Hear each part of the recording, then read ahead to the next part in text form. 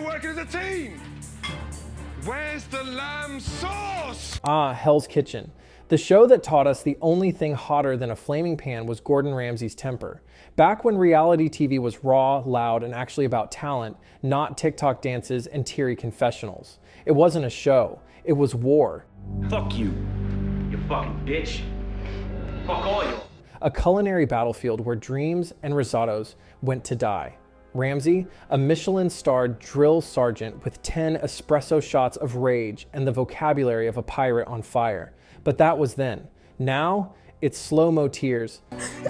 She's a little emotional, she's been in her head. Staged dorm drama, and chefs who look like they wandered in from a modeling gig. Once it was about passion, now it's about screen time. Once they plated dishes, now they cry into them. So what happened? How did the most intense cooking show on TV become a parody of itself? And most importantly, where is the lamb sauce? Today we dive head first into the rise and glorious downfall of Hell's Kitchen US. And trust me, it's gonna get spicy. Let's roll it back to 2005. George Bush was still in the White House. YouTube had just been born. The iPhone, pure science fiction. People were watching Desperate Housewives without irony, and Boulevard of Broken Dreams was on repeat in every iPod, with that annoying little click wheel. And then Gordon Ramsay. It's a fucking restaurant, not a sushi bar. Already a legend in the UK, and suddenly there he was, screaming, slicing, taking over American TV like a hurricane in Chef White's. It wasn't a quiet arrival. He showed up like a fire hose set to max power. Hell's Kitchen wasn't a cooking show. It was a war simulation with frying pans. The kitchen, a battlefield of stress and shattered egos. Season 1, it felt dangerous. You didn't know if someone was going to win or just pass out from sheer panic. And sometimes both happened. The contestants weren't influencers with certificates from some online chef academy.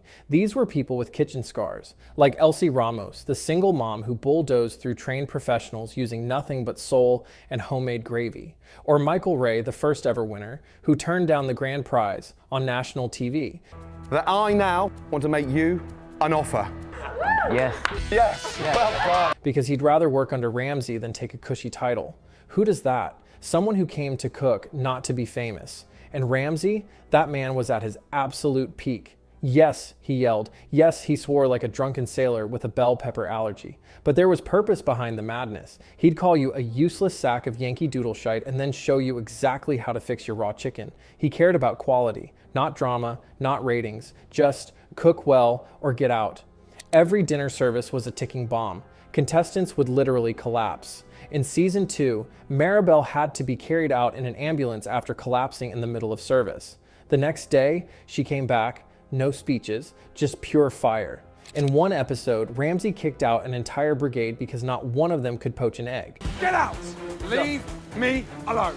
Not a single one. None of it felt scripted. It was sharp, and you could feel it from your couch. And it worked. Ratings skyrocketed. Fox had struck gold. Ramsay became just as famous in the US as he was in the UK, and Hell's Kitchen became the cooking show everyone wanted to copy. Season 4, that was the sweet spot. Editing was tight. The cast was compelling. The drama felt real.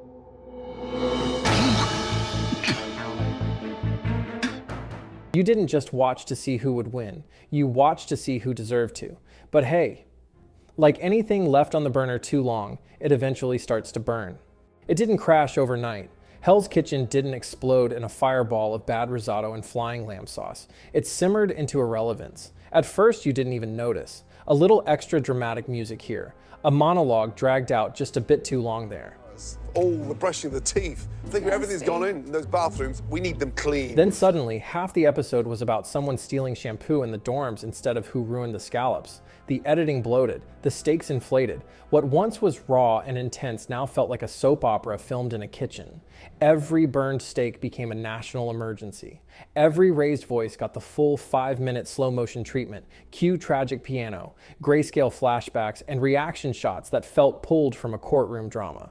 Then came the casting shift. Gone were the scarred up sous chefs who looked like they'd been through 3 divorces and a walk-in freezer explosion. In came perfectly contoured 20-somethings who looked like they were sponsored by Ring Light. Some weren't there to make dinner, they were there to make an impression. They didn't plate dishes, they stirred the pot socially and perfected the confessional stare. The producers, Oh, they ate it up like it was Gordon's last beef Wellington.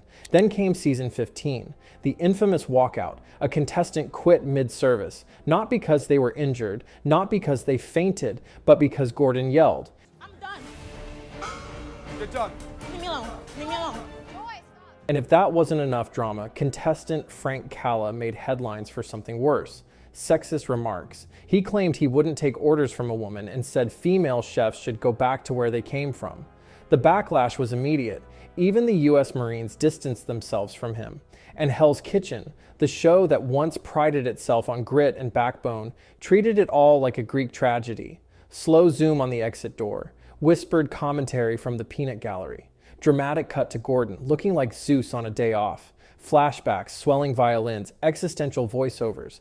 Let's be real. If you go on Hell's Kitchen and can't handle yelling, that's like going on Survivor and being shocked there's sand.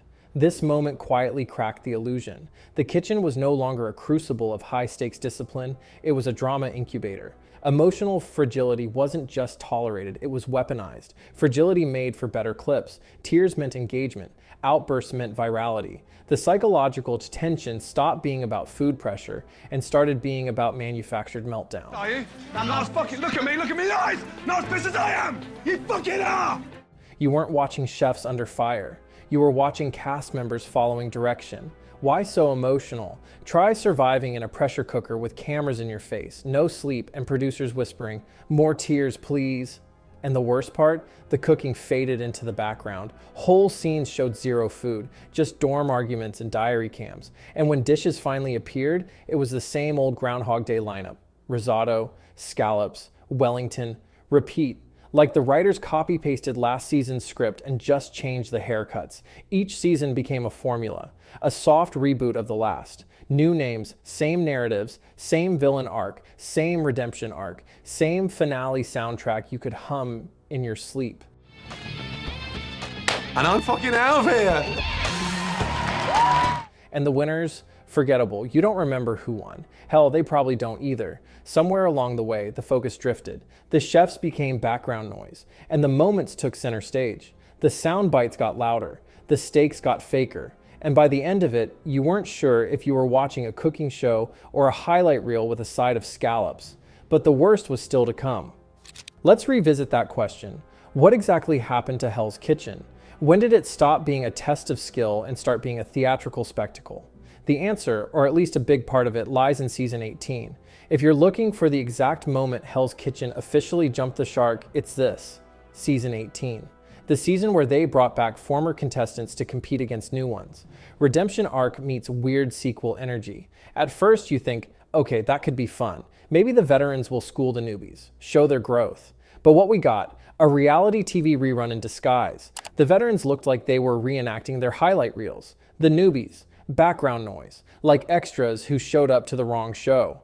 Former contestants acted like they were on a press tour. New ones froze under the lights. The editing leaned harder than ever into manufactured drama.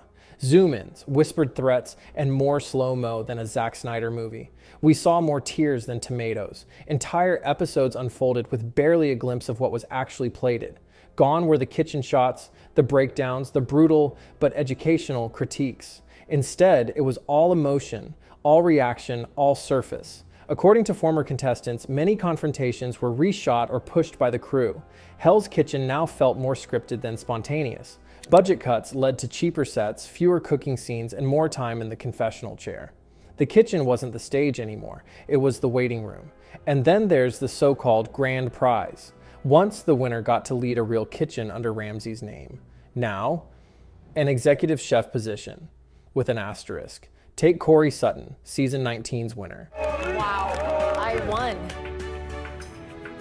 I won. The prize was to run the Lake Tahoe restaurant, but Reddit posts questioned if she ever really did. Some say she left shortly after. It raised questions, not just about her role, but about whether the prize was ever real to begin with. Hell's Kitchen became a machine, not to find chefs, but to churn out predictable content. A rerun in new packaging, same tropes, same music, same disappointed dad Ramsay moment. Where's the lamb sauce? Buried in a sea of TikToks, stitched into skits, printed on mugs, once a scream for standards, now a joke with merch. That wasn't evolution, that was extinction. And in that moment, the audience started to turn. Let's get one thing straight.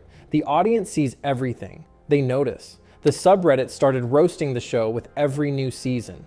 YouTube is flooded with compilations titled Hell's Kitchen Used to Be Good or This Show Fell Off. And Twitter? Oh boy. Twitter treats new seasons like a live roast session. People meme it to death. The risotto disasters, viral gold, the endlessly sobbing contestant who somehow avoids elimination, a walking gif, Ramsay's infamous idiot sandwich line. What are you? An idiot sandwich. Idiot sandwich what? An idiot sandwich. Immortalized on t-shirts and TikToks alike. But here's the real problem. The show became aware of the memes, and instead of ignoring them, they tried to lean into them, which made it worse. It all ties into a broader phenomenon. Ironic detachment. The moment a show starts performing its own parody, the audience no longer laughs with it, but at it. Thought cold water was supposed to boil faster than hot water. What? Hell's Kitchen began manufacturing virality. Contestants aren't just there to cook, they're there to go viral. Producers include self-aware lines. Contestants make meme-worthy faces directly to the camera, and that's the death of authenticity. When you're not cooking to win, but to trend, you've already lost. Every slip-up now comes with a slow-mo montage and a soundtrack that belongs in a war movie. Someone drops a pan, insert slow-mo. Someone overcooks beef Wellington. Cue dramatic zoom, heartbeat sound effect, and a confessional monologue like they just lost a family member. It's not Hell's Kitchen, it's kitchen theater. And worst of all, the food is no longer the heart of the show. We rarely see dishes being crafted, plated, or critiqued with any substance. Feedback has morphed into one-liners. Technique buried under sound effects and smash cuts. It's less about cooking and more about creating viral content with pans in the background. Just, this is raw, plate smashed, commercial break. Even Ramsay seems distant. The chef who once pulled contestants aside for genuine moments of mentorship now floats through scenes like a grumpy ghost of his former self. There are far fewer one-on-one moments, less time spent in the dorms or kitchens giving guidance.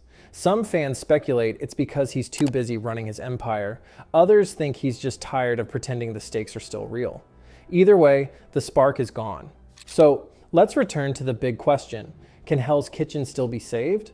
Maybe, but only if it stops trying to be a meme factory and starts being a kitchen again. The early seasons weren't perfect, but they had purpose. Back then, the story was on the plate. Now it's in the producer's hands. What if they stripped back the overproduction? Let the food be the focus again. Let the contestants be actual chefs, not walking Instagram bios. She's a strong leader who is totally at home in the kitchen. And maybe, just maybe, let Ramsay be more than just a caricature of his own anger. Give me overcooked meat. Overcooked fucking filet. For his stuff and Overcooked. Because when this show worked, it really worked. It inspired people. It made cooking feel like a gladiator sport, where every dish was a duel, every mistake a wound. It made risotto terrifying, yes, but also thrilling. And that's a beautiful thing. But now, it's background noise. A former king of reality TV now dethroned by its own formula. Once a roaring inferno, now just smoke and mirrors. And maybe that's the real tragedy. Not that Hell's Kitchen changed, but that it became the very thing it once mocked. So if you're still watching, ask yourself, are you here for the food or for the fire? And is there really a difference anymore? The fire's gone out, the kitchen's closed, and all we're left with is the smell of burnt potential.